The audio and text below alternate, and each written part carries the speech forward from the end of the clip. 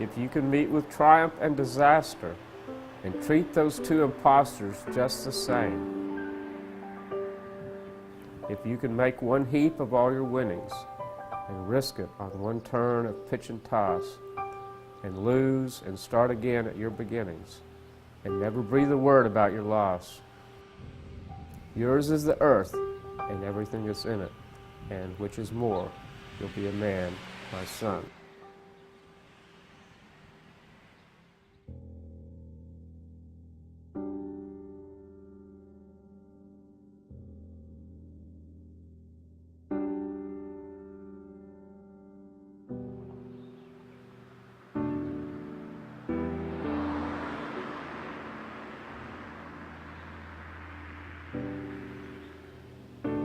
I used to have a really great job.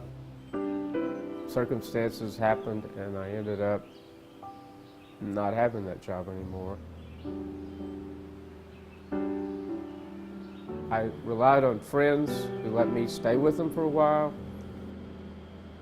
I had roommates that just took advantage of me, and I ended up going to another friend's house and he just didn't have room for me. And I ended up just kind of restless, having identity crisis.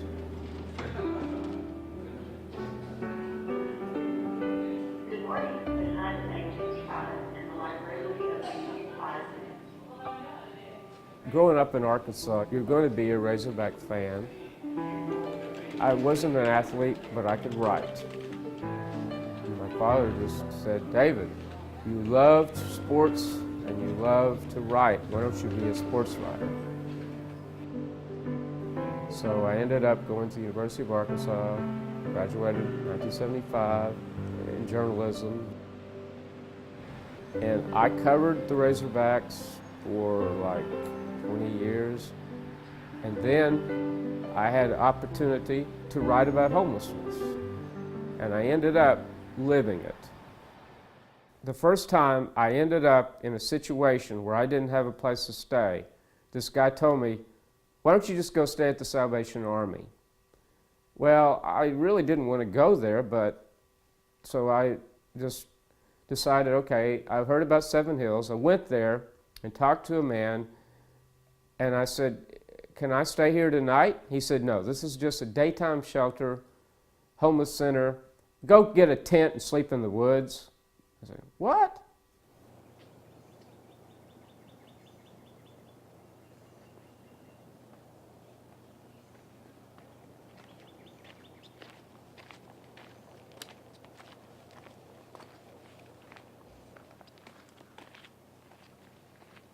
I used to have a 35-inch Mitsubishi TV that I kind of just thought was wow.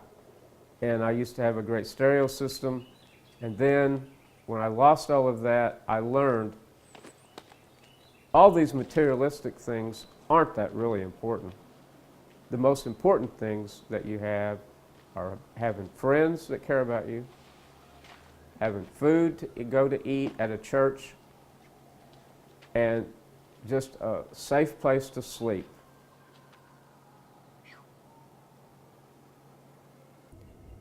I've climbed up that trail I don't know how many times, and it reminds me of, to paraphrase Winston Churchill, when he was talking and trying to inspire the British troops during World War II.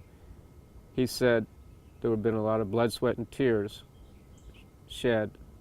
I would paraphrase that and say there's been a lot of blood, sweat, and beers consumed here. Because when you get up here, you just want to relax and go to bed, and no matter what the temperature is, if you've got a sleeping bag that's rated minus 32, once you snuggle up in there, you don't have a care in the world. Once you go to sleep, you don't know where you are.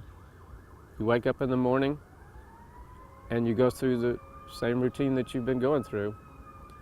This really is a nice spot to be. It's kept clean here. And I think the most compelling reason why there needs to be a homeless shelter built in Fayetteville. When I was doing my research for my project on homelessness, there were a lot of people that were skeptical about me because they thought I was just trying to, I wasn't really homeless, that I was just trying to write an expose and make them look bad. Well, it's real easy to look from the outside in and judge people and say that they deserve where they are because they're worthless, they're lazy, and they don't want to work.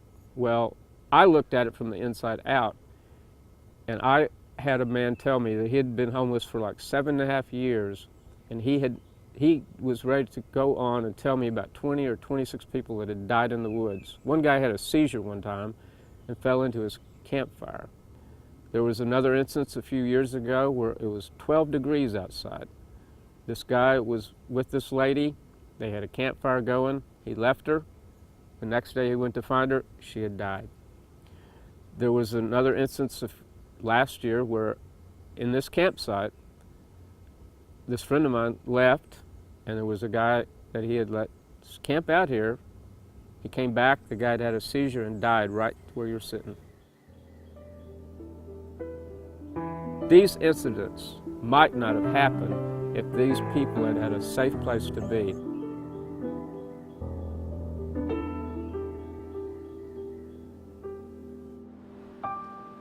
So the most important thing that I hope this whole project will impel people to understand, Fayetteville needs a homeless shelter. And Fayetteville does have a great support network as far as food and clothing. You can eat somewhere every day of the week. There's food pantries galore. You can go get clothes at several different places, Seven Hills, churches.